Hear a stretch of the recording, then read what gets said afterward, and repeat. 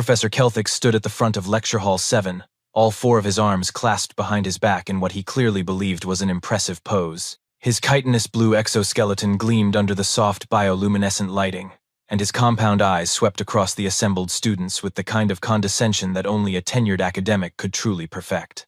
"Welcome, welcome," he announced, his voice resonating through the translation implants every student wore, "to Comparative Species Ethics, the cornerstone course of xenosociological studies here at Galactic University." The classroom was a rainbow of biological diversity. Pleruvians, those translucent jellyfish-like beings, bobbed gently in their water-filled attendance spheres. The Tessex, crystalline creatures that looked like someone had given sentience to a chandelier, refracted light in quiet, contemplative patterns. A group of Phanari, small fox-like bipeds covered in silver fur, sat in the front row, taking meticulous notes. And then there were the humans. 7 of them, clustered together in the middle section like they were afraid the other species might bite. Which was ironic, considering what was about to happen. Humanity had only been admitted to the galactic community 6 months ago, and their presence at the university was still something of a novelty, a controversial novelty. There had been 3 separate petitions to review their application, all citing concerns about their tumultuous historical records and unfortunate propensity for conflict resolution. But the Galactic Council, in its infinite wisdom and commitment to diversity, had approved Earth's membership anyway. Probationary membership, sure, but membership nonetheless. Kelthix had voted against it. Today, he continued, warming to his favorite subject, which was himself, we begin with a fundamental question that separates the civilized species from the merely sapient. We shall explore the moral frameworks that govern our interactions, the ethical boundaries that define us as beings of higher consciousness. One of the Tessex chimed softly, which the translator rendered as, "This sounds fascinating, Professor." "Indeed it is, indeed it is." Kelthix's mandibles clicked together in what might have been a smile. "Now, to establish our baseline understanding, I want to begin with a simple thought experiment, a way to gauge where each of you stands on the most fundamental question of morality." He paused dramatically, letting the weight of his words settle over the classroom like a blanket of academic superiority. The humans looked mildly interested. One of them, a young woman with dark hair pulled back in a ponytail, was openly eating something from a crinkly package. Another, a broad-shouldered man with close-cropped hair, was slouched so far down in his seat he was practically horizontal. Kelthix made a mental note to report their casual demeanor to the Dean of Student Affairs.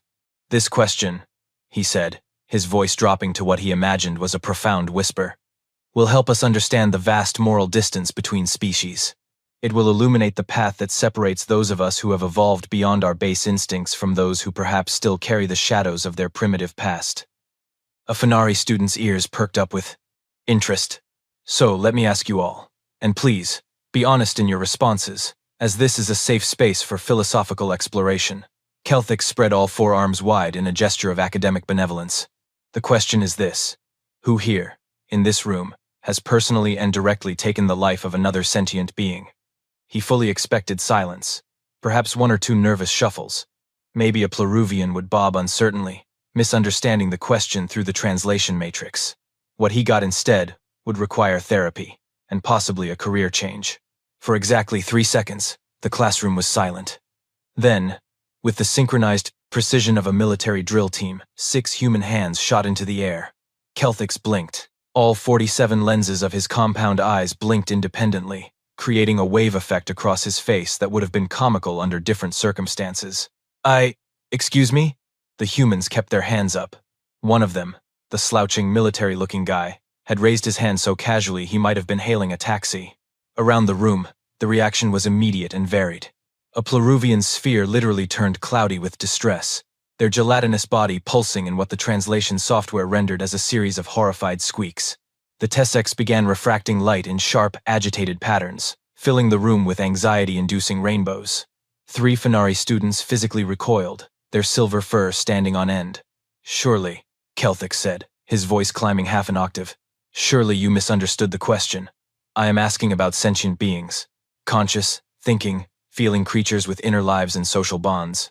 Not plants or something." "Yeah, we got it," said the woman with the ponytail, her hand still raised. She'd stopped eating her snack. "That seemed significant somehow. Sentient beings, people, that's what you asked." "We heard you just fine, Professor," added another human, a young man with glasses and a university hoodie that read, Philosophy Department. Even the philosophy major had his hand up. The philosophy major. Kelthix's mandibles began clicking rapidly, an involuntary stress response. Then you are telling me that 6 out of 7 humans in this classroom have actually killed someone? Yeah. The military guy shrugged with one shoulder, his hand still raised with the other arm. I mean, you asked? One of the Tessecs made a sound like wind chimes falling down a staircase and had to be steadied by their neighbor. This is extraordinary, Kelthix stammered, his academic composure crumbling like a sandcastle. At high tide. This is. Earth's application assured us that your species had moved beyond casual violence. Your own representatives claimed you had achieved a state of relative peace. We have, said a third human, a young woman in an agriculture program jacket. Her hand was still up, and she seemed genuinely confused by the fuss. I mean, we're not at war with ourselves right now or anything. This is actually a pretty chill period in human history. Chill? A Pleruvian's translation came through as a shriek. Kelthix's forearms began gesturing frantically, like he was trying to physically push the information away. But the galactic standard for admission requires species to have achieved at least 4 generations of nonviolent conflict resolution. Your applications, your essays, your cultural surveys all indicated, "Oh, we're nonviolent," the military guy interrupted. Comparatively speaking, I mean, it's been like, 80 years since the last World War? That's pretty good for us. 80 years is nothing. Kelthix's voice had gone full screech now. The Pleruvians have not had an internal conflict in 4,000 years. Well, yeah, but they're jellyfish, the philosophy student said reasonably. How would they even fight? Aggressive bobbing? The Pleruvian in question literally fled the room, their sphere rolling toward the exit with surprising speed. Kelthix's eyes swept desperately across the humans, looking for salvation, and landed on the one student who didn't have their hand raised.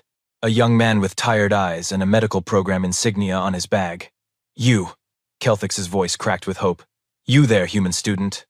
Rivera, according to my roster, you do not have your hand raised. Rivera looked up, seeming surprised to be called on. Oh, yeah, I was actually trying to thank the cosmic void. Kelthix clutched his chest with 2 arms while the other 2 gesticulated wildly. At least one of your species has the moral foundation to answer honestly. At least one human in this room has not taken a life. Rivera opened his mouth, then closed it, then opened it again. Hal. Actually, Professor, about that, we will get to you in a moment, Mr. Rivera. First, I need to understand the rest of your species. Kelthix turned back to the 6 raised hands, his academic curiosity warring with his mounting existential horror. Explain yourselves. Now, starting with you. He pointed at the military guy, who lowered his hand and sat up slightly. Sure thing. Professor name's Jackson, by the way. Combat engineer, 3 tours, honorably discharged. He said it the way someone might mention they worked in accounting. So yeah, sentient beings. That's a confirmed yes from me. Kelthix made a sound like steam escaping from a broken pipe. This was going to be a very long class. Kelthix had stopped pacing and started swaying slightly, like a tree in a strong wind. His forearms hung limp at his sides, all the professorial dignity leaking out of him like air from a punctured lung. Explain, he croaked. In detail. I need to understand how 7 representatives of a species applying for galactic community membership could possibly. How you could so casually. He gestured vaguely at Jackson. Proceed. Jackson scratched his chin. Well, see, the thing is, I was military. That's kind of the job description. You sign up, you train, you deploy, and sometimes you end up in situations where it's you or them. Pretty straightforward, really. Straightforward, Kelthix repeated weakly. Yeah, I mean, I didn't like it, if that helps. It's not like I woke up every morning thinking, gee, I sure hope I get to shoot someone today. But orders are orders. Rules of engagement are rules of engagement. And when someone's actively trying to kill you in your unit. Jackson shrugged again. You do what you gotta do. A Tessec began refracting light in ultraviolet frequencies, which the translation software interpreted. As I need to call my parents right now. You speak of this, Kelthix said, his voice climbing again, as though it were filing administrative paperwork. I mean, there was a lot of paperwork involved, actually. Every discharge of a weapon requires like 3 different incident reports and… Next, Kelthix practically screamed. You, agriculture student. The young woman with the ponytail brightened. Oh, me? I'm Beth. Yeah, so I grew up on a farm in Montana, and… A farm? Kelthic's mandibles clicked so rapidly they created a buzzing sound. What does agricultural work have to do with taking sentient life? Beth blinked. Oh. No, sorry, I should clarify. Not from farming. I mean, we did have to cull the herd sometimes, and there was that year with the sick chickens, but you said sentient life, so I figured you meant like actual people. Yes, actual people. Sentient beings with thoughts and dreams and… Right, yeah, so that would be from hunting season. Deer, mostly. Though there was that wild boar that got into our property once, and my dad and I had to… Deer are not sentient, Beth frowned. I mean, you don't know that for sure. They're pretty smart. They recognize patterns. They communicate. They have social structures. They do not have language or technology or… Kelthic stopped himself, two of his arms clutching his head. Wait, you said mostly deer. What else? Oh, you know, elk, some wild turkey, couple of coyotes that were threatening the livestock. My cousin and I got a bear once, but that was kind of a special permit situation. You hunt bears? Well, yeah, but only when the population needs management. It's actually really important for ecosystem balance. If you don't control the predator populations, they… Ecosystem balance? Kelthic's looked like he might vibrate apart into his component molecules. You kill apex predators for sport? Not just for sport, Beth said defensively. We eat them too. Bear meat's actually pretty good if you cook it right, though you gotta watch out for trichinosis. Next student, Kelthic's whispered, defeated. Please. Before I lose what remains of my sanity. The philosophy student raised his hand hesitantly. Hi. Tom. So, full disclosure, mine's a little less intentional. A tiny spark of hope flickered in Kelthic's eyes. Accidental? Self-defense? More like car accident? Hit a deer on Highway 47. It died on impact. And there was this squirrel once that ran under my tire before I could stop. Oh, and I accidentally left a mousetrap set in my apartment and forgot about it, so there's that. And mosquitoes, obviously, but I'm assuming you don't count… Those are animals. Kelthic's voice had gone shrill. I specifically said sentient beings. Right, but the way you worded it was kind of ambiguous. Personally and directly taken the life of another sentient being doesn't specify which kind of sentient being, and there's actually a lot of philosophical debate about the boundaries of sentience. Like, are we talking about self-awareness? Theory of mind? The ability to suffer? Because depending on your framework, humans, Kelthic's roared. Did you kill any humans? The classroom went silent. Tom adjusted his glasses. Oh, you should have just said that. Then no, my hand shouldn't be up. He lowered his hand. Then why? Because you asked about sentient beings, and I think it's pretty speciesist to assume only humans count as sentient. I mean, we share like 98% of our DNA with chimps, and they use tools, they have culture, they… Oh my God, Jackson muttered. Tom, you're gonna give the professor an aneurysm. Do professors even have aneurysms? Beth whispered. Let's not find out, another human replied. Kelthic slumped against his desk, three arms supporting his weight while the fourth covered his eyes. Around the room, alien students were gathering their belongings and edging toward exits. The Fenari had formed a protective huddle in the corner, their ears flat against their heads. So, Jackson said into the silence, just to clarify, Prof, you meant like actual combat? Human-on-human violence? Kelthic's nodded weakly. Oh. Well, yeah, still me then. Hand goes back up. Beth raised her hand again too. Actually, yeah, me too. My grandma was a nurse in the Pacific Theater during World War II, and she's got some stories, let me tell you. And my uncle did 2 tours in… Your grandmother? Kelthic's looked up. Your elderly relatives also engaged in lethal combat? Well, yeah. War's kind of a multi-generational thing for humans. Most families have somebody who served in something. Jackson nodded. Statistically speaking, Prof, most adult humans have probably killed something at some point. Even if it's just putting down a sick pet, or hitting an animal with their car. We're kind of involved with death, you know? It's part of the deal. Part of the deal, Kelthic's repeated numbly. Death is part of the deal. Hey, Beth added helpfully. At least we're honest about it? Could be worse. Kelthic's compound eyes suddenly swiveled to fixate on Rivera, who had been sitting quietly through the entire exchange, his hands still down, looking increasingly uncomfortable. You, Kelthic's breathed, and suddenly his voice was filled with desperate reverence. Rivera, medical student, healer, Surely you represent the better angels of humanity's nature. Surely you. Rivera raised his hand slowly. Actually, Professor, I need to correct something. Kelthix froze. I don't have my hand up, Rivera continued, because you asked who killed someone. Past tense. Simple past. Yes? But if you're asking who has the highest body count in this room, Rivera's hand went all the way up. That would be me.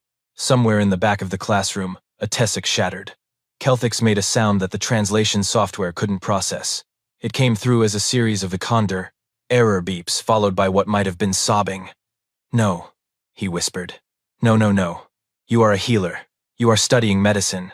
The entire point of your profession is to preserve life, not to— Hold up, Prof, Jackson interrupted, holding up a hand. Before Rivera gets into his whole thing, I feel like maybe we should clarify some stuff, because you're looking a little green. Well, greener. Bluer? You look unwell is what I'm saying. Clarify? Kelthix's voice had gone hoarse. What could you possibly clarify that would make this better? Well, for starters, the deer thing? Those aren't sentient. Not by galactic standards anyway. So Tom and Beth's numbers should probably already understood that. Okay, just checking. But also, like we're not monsters, you know? It's not like we're running around killing people for fun. There are rules, laws, consequences. Yeah, Beth chimed in. It's actually super illegal to kill people in most places now. We've made a lot of progress on that front. Most places, Kelthix repeated faintly. Now. Right. Yeah, there are still some holdout regions with capital punishment and active war zones and stuff, but on the whole, murder rates have been trending down for decades. We're doing great. Tom pushed his glasses up. There's actually a fascinating correlation between economic development and reduced interpersonal violence. Steven Pinker wrote this whole book about how we're living in the most peaceful era of human history.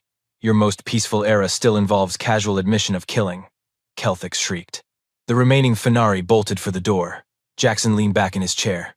I mean, if it makes you feel better, I've got maybe a dozen confirmed? That's not that many. There were guys in my unit with way higher numbers. A dozen. Kelthix wheezed. You say a dozen the way I would say I have read a dozen books. Well, yeah, it was war. Wars have casualties. That's kind of the defining feature.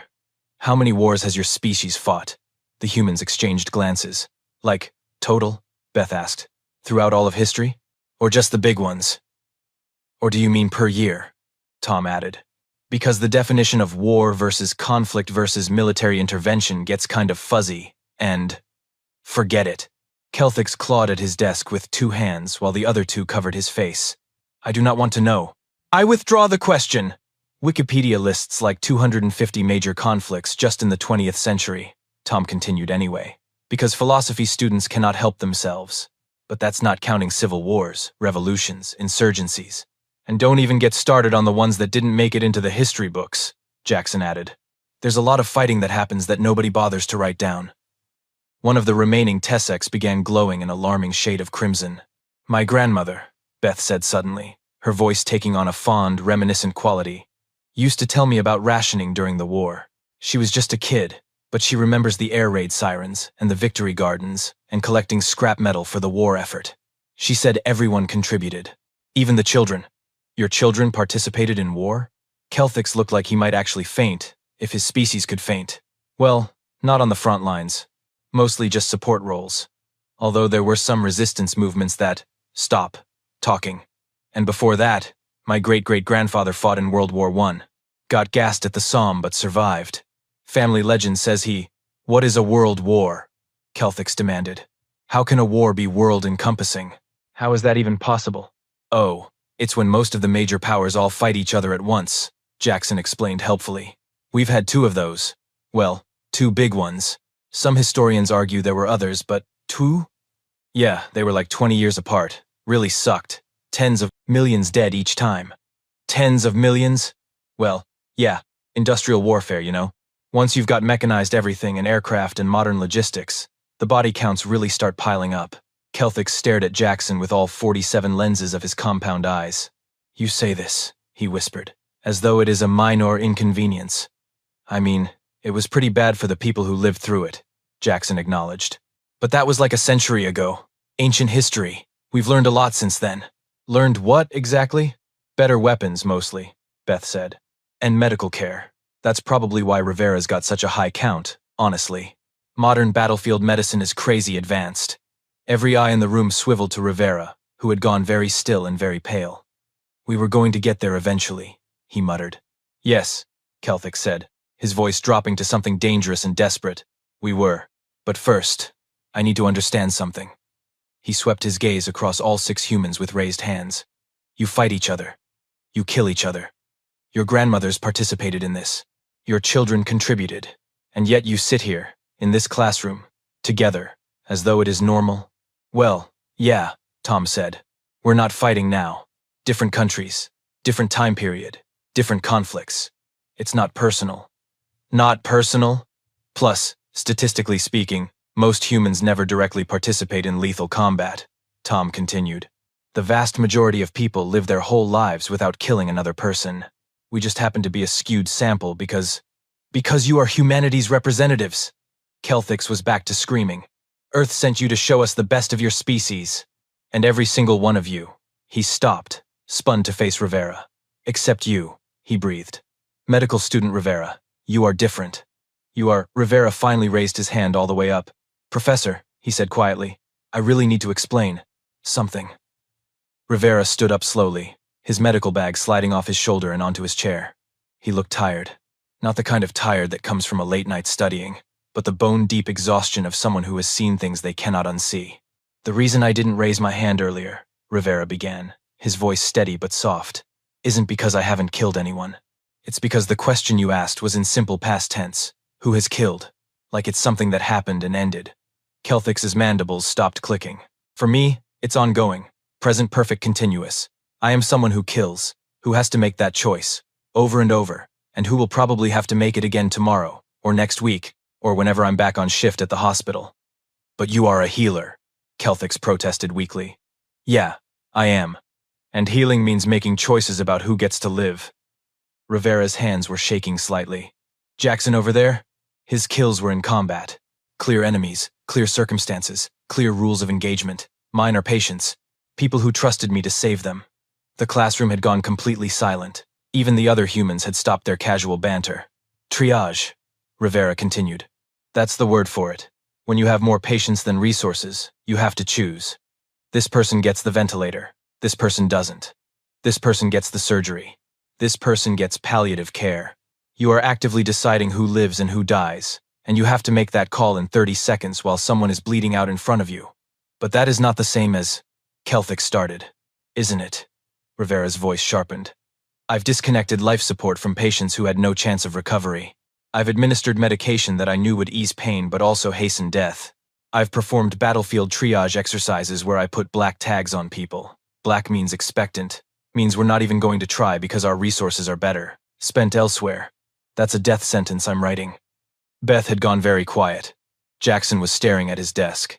And the thing is, Rivera said, his voice dropping again, when Jackson kills someone in combat, he can tell himself it was necessary, it was justified, it was the enemy. When I let someone die, when I choose someone else over them, I have to live with the fact that they were someone's father, someone's daughter, someone who came to me for help and I said no. Or I said yes, but I wasn't good enough, wasn't fast enough, made the wrong call. That is a completely different ethical framework, Kelthix managed. Medical necessity versus intentional violence. Is it though? Tom, the philosophy student, interjected quietly. The trolley problem, Professor. If you pull the lever to save 5 people but kill 1, did you kill that one person? Rivera's pulling levers every day. Rivera nodded. I've made mistakes that cost lives. I've been too slow. I've misdiagnosed. I've had people die on my table because I wasn't skilled enough yet. And yeah, I was learning. I was doing my best. But they're still dead. I killed them through incompetence, through limitation, through being human and fallible. No, Kelthix said desperately. No, that is not the same thing. Last month, Rivera continued, and his voice was barely a whisper now.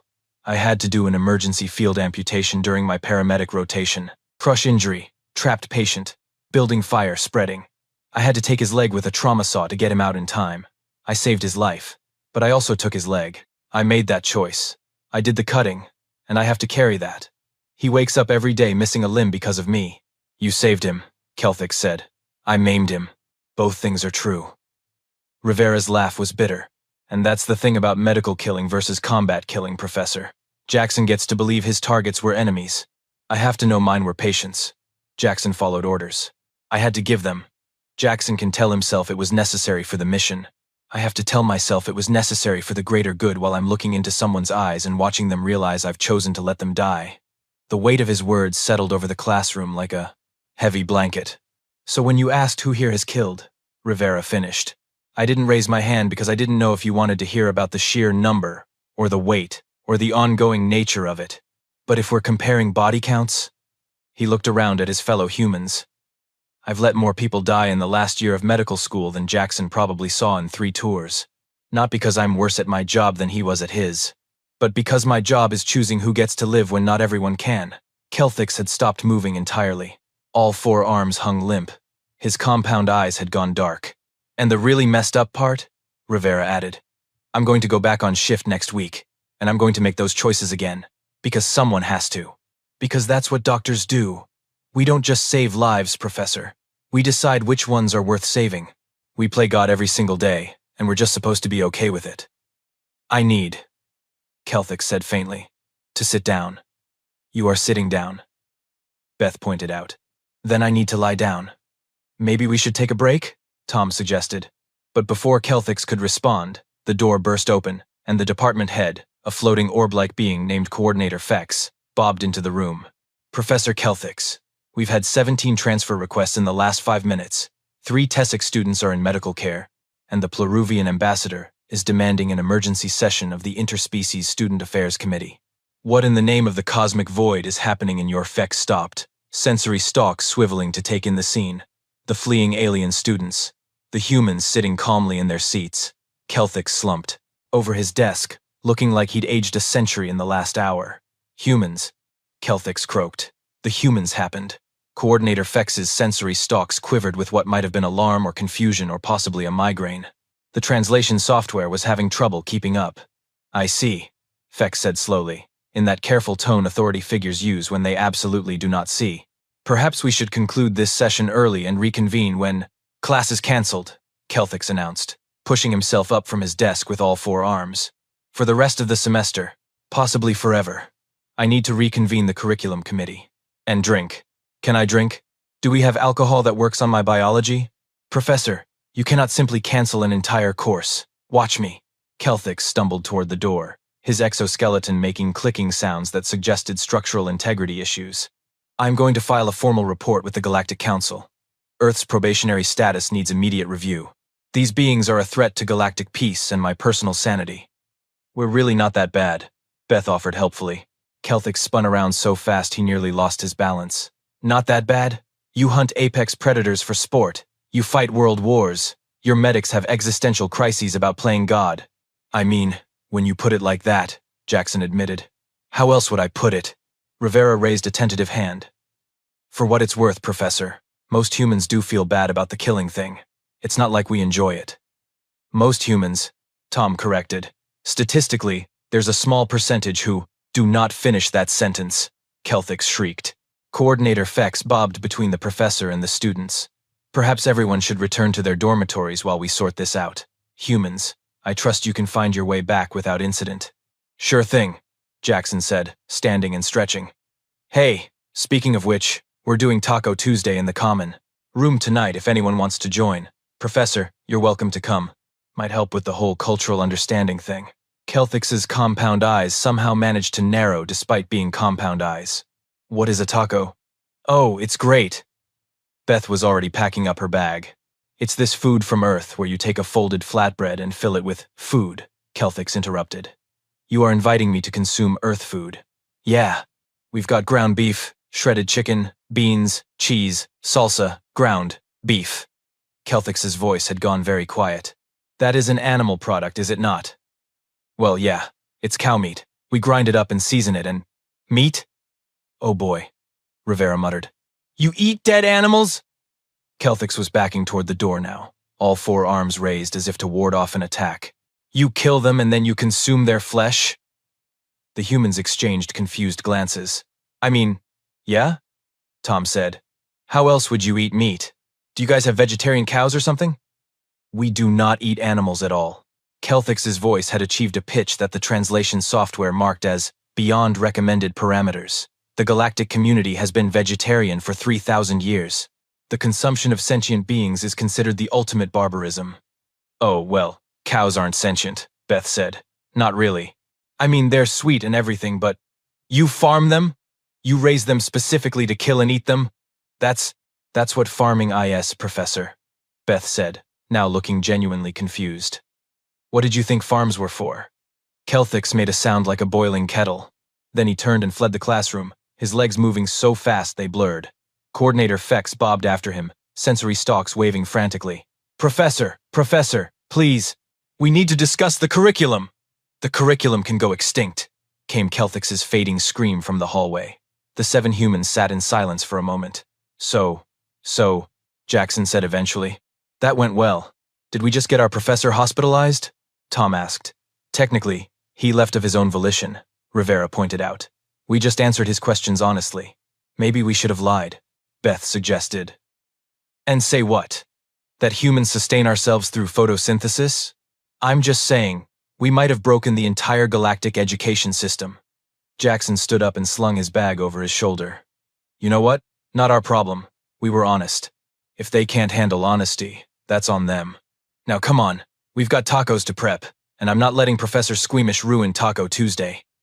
The others followed him out, their voices echoing down the hallway. Do you think they'll actually kick us out of the university? Nah, we paid tuition. They're stuck with us. I still think the deer thing was a misunderstanding. Tom, let it go. Their voices faded as they rounded the corner, leaving the empty classroom in silence. On Professor Kelthix's desk, his tablet chimed with an incoming message. The screen displayed an emergency notice from the Galactic University Administration. Urgent. All faculty teaching courses with human students are required to attend mandatory sensitivity training and species integration counseling. Earth's application to teach Galactic Cooking 101 has been unanimously denied. The Interspecies Culinary Committee has submitted their collective resignation. Please advise. Somewhere in the distance, a Tessec shattered for the 3rd time that day. And in the human dormitory common room, the smell of seasoned ground beef began to waft through the ventilation system, triggering 17 more emergency calls to campus security and 1 request for immediate evacuation. Humanity had been part of the galactic community for 6 months. It was going to be a long probationary period.